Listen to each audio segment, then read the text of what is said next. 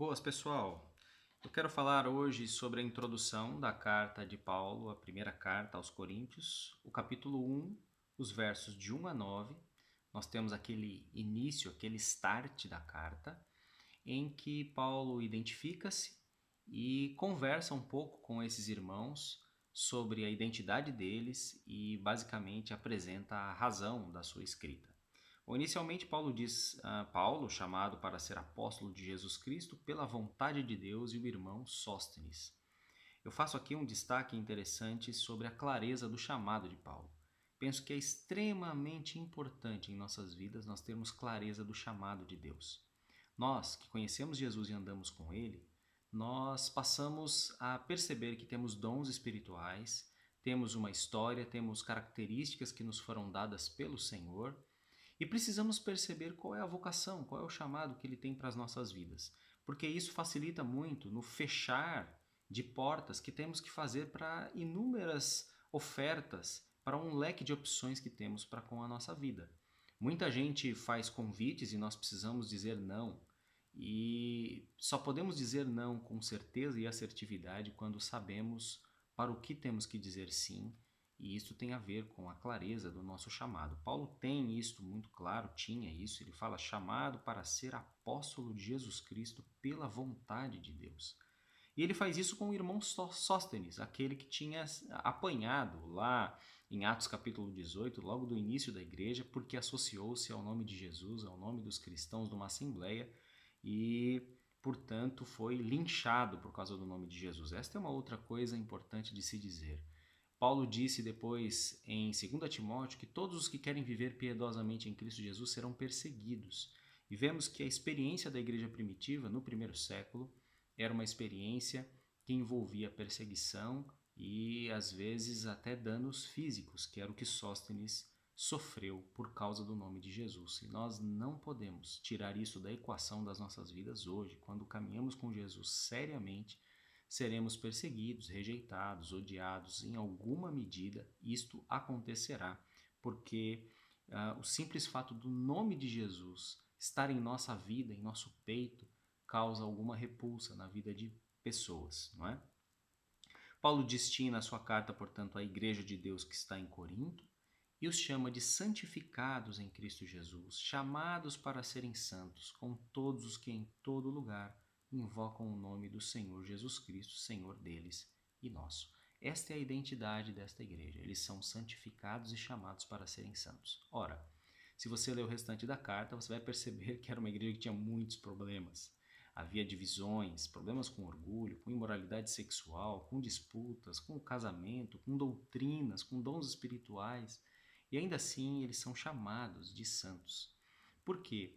Porque há algo na doutrina da santidade dos crentes que não diz respeito à nossa performance. Na verdade, é uma identidade que nos foi dada graciosamente por nós estarmos em Cristo.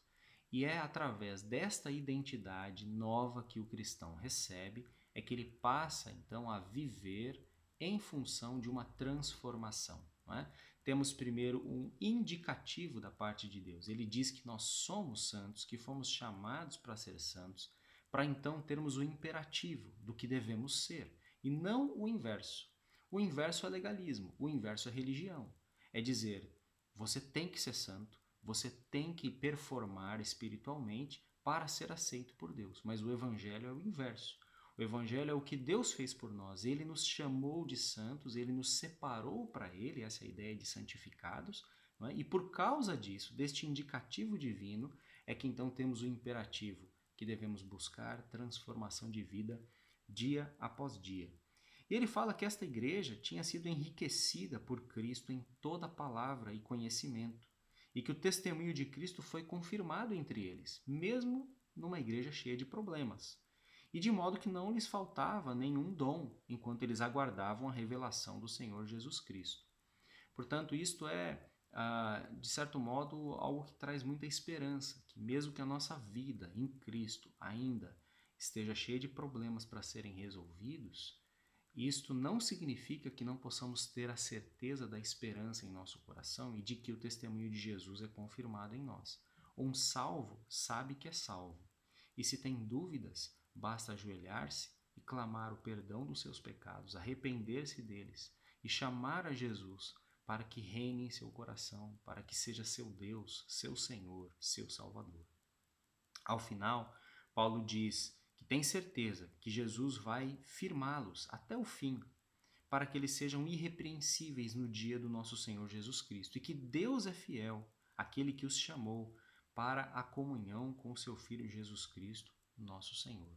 Então, toda a nossa salvação, ela está firmada e baseada na fidelidade de Deus, no chamado de Jesus Cristo e no fato de que Ele é quem nos convoca e nos seleciona para sermos o seu povo, nos separa para sermos dele. Ele nos enriquece com todos os dons e palavras que precisamos para sermos uma bênção no mundo. E Ele é quem vai nos apresentar irrepreensíveis diante dele mesmo no dia de Cristo. Assim, com esta introdução, o apóstolo Paulo começa a sua fala para instruir, para convocar e exortar essa igreja a que viva uma vida coerente com o seu chamado. Assim também é sobre mim e sobre ti. Nós fomos chamados por Deus para vivermos para Ele. Esse é o indicativo de Deus. O imperativo que é subsequente a esta indicação, a esse chamado de Deus, é como é que nós nos portaremos diante de tudo isso. Como é que eu e você temos nos portado? Olha, temos um chamado riquíssimo.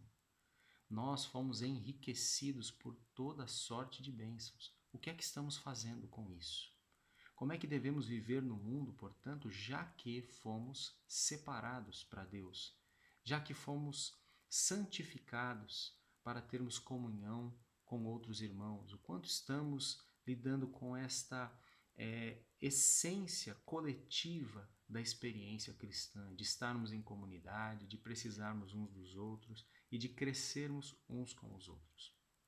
Que eu e você também possamos ser atingidos por essas verdades da nossa identidade, do fato de que Deus já nos chamou para si, já nos chama de santos e santificados e que, portanto, isso nos leve a uma vida de transformação diária. Deus o abençoe.